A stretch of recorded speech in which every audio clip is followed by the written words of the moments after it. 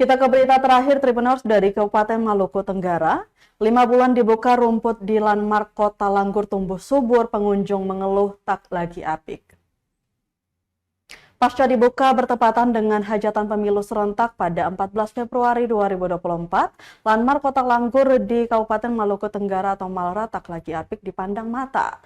Pasalnya rumput-rumput yang seharusnya dipangkas secara berkala malah dibiarkan tumbuh tinggi hingga menyaingi tanaman hias. Menurutnya, dinas terkait harusnya rutin merawat ikon baru di ibu kota Kabupaten Maluku Tenggara itu. Selain itu, warga juga tentu harus ikut menjaga dengan tidak merusak dan membuang sampah sembarangan.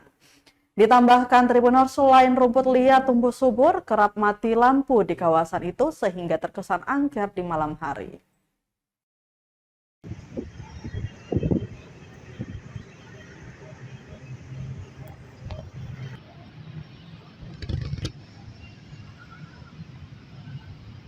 Download Tribun X sekarang, menghadirkan lokal menjadi Indonesia.